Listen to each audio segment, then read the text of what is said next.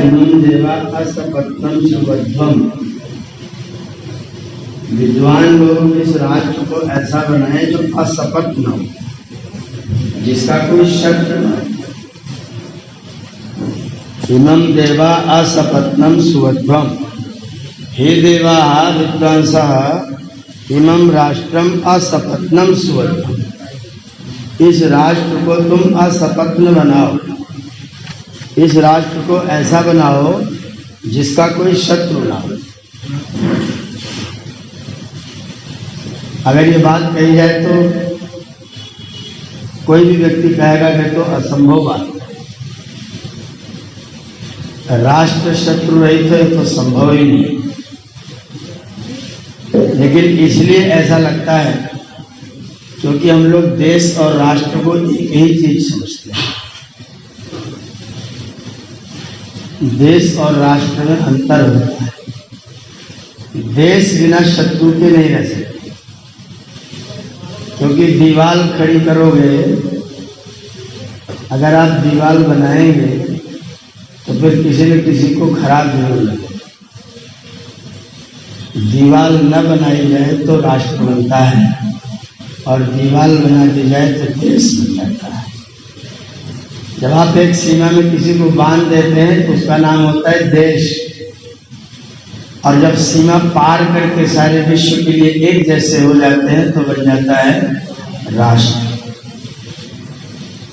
हे विद्वान लोगों, राष्ट्र बनाओ और राष्ट्र को शत्रुओं से रहित बनाओ।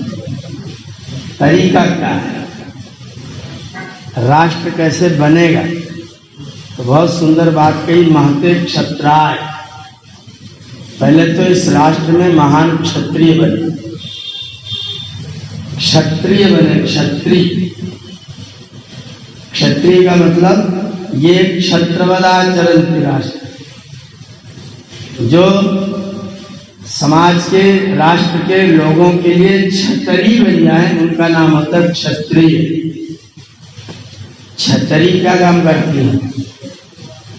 धूप से बचाती है, बरसात से बचाती है, हवा से बचाती है, आपकी सुरक्षा करती है। तो जो राष्ट्र की सुरक्षा करने वाले हैं उनका नाम क्या है? क्षत्रिय।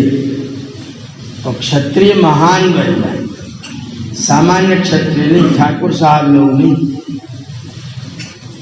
ठाकुर साहब लोगों की जरूरत नहीं, महान क्षत्रियों की जरूरत है, जो अपने राष्ट्र के नागरिकों के लिए क्षत्रिय बन सके। और एक दूसरे और लोग हैं, महते ज्येष्ठ्या, महान ब्राह्मण बने। ब्राह्मण बने, ब्राह्मण। ब्राह्मण का मतलब ये ब्रह्म विदंत, जो ब्रह्म को जानते हैं वो बने, नाम से नहीं। शुक्ला जी, मिश्रा जी, पांडे जी नहीं। ये ब्रह्म जानन्ति ते ब्राह्मणा, जो ब्रह्म को जानते हैं, जो ईश्वर आज्ञा का अनुपालन स्वयं करते और अपने समाज को कराते हैं। अपनी आज्ञा का अनुपालन नहीं, ईश्वर आज्ञा का अनुपालन करते हैं और दूसरों से कराते हैं, उन्हें कहते हैं ब्राह्मण। तो महान क्षत्रिय बने, महान ब्राह्मण बने। और एक बात कही, महते जान राज्य, महान जनता का राज्य बने। राजा का राज्य नहीं, नेताओं का राज्य नहीं। राज्य किसका होना चाहिए? जनता का राज्य होना चाहिए। राज्य किसी राजा की भगवती नहीं होती, और जिन लोगों ने राज्य को भगवती बनाया उन्होंने राज्य का सत्यानाश किया। आपके सामने उदाहरण है,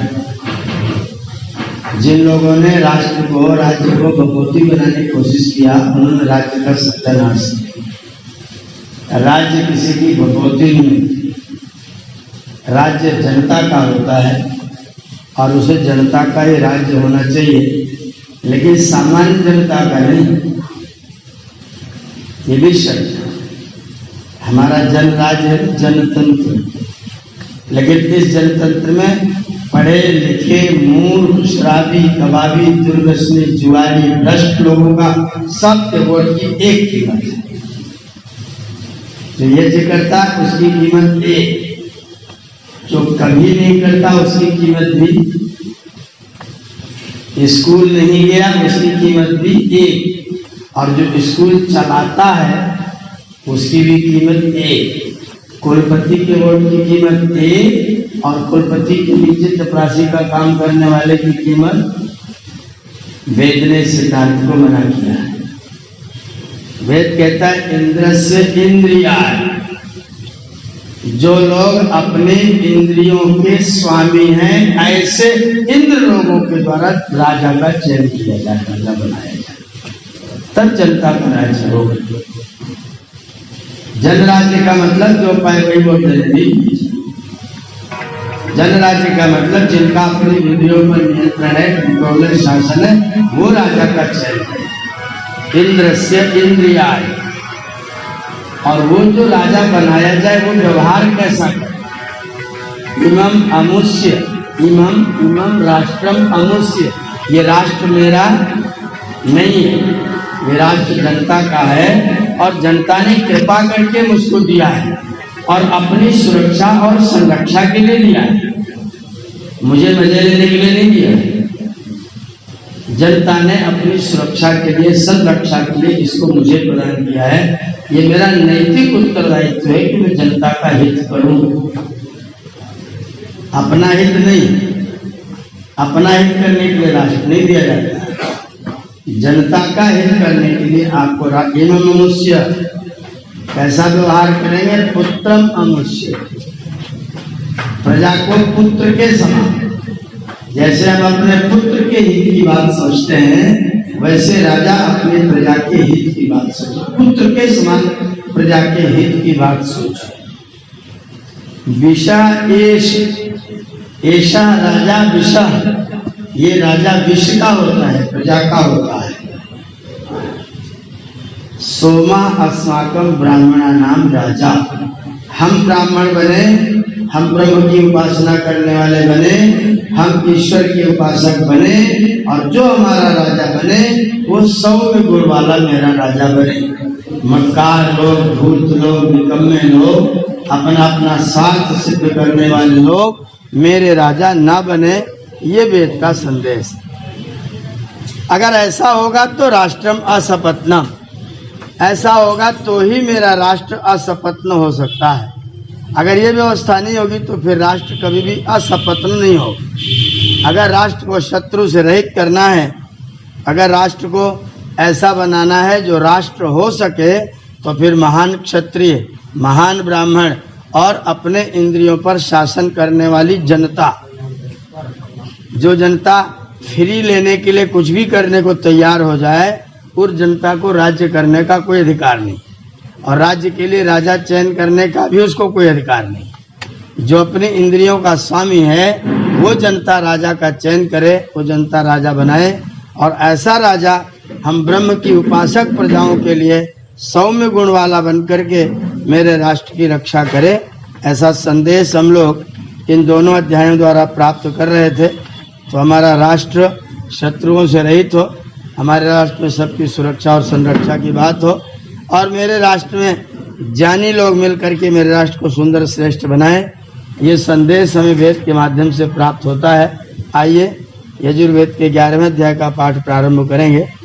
ओम विश्वानि देव सवितर्दुरितानि परा शुभ यद्भद्रं तन्न आशुभ स्वाहा।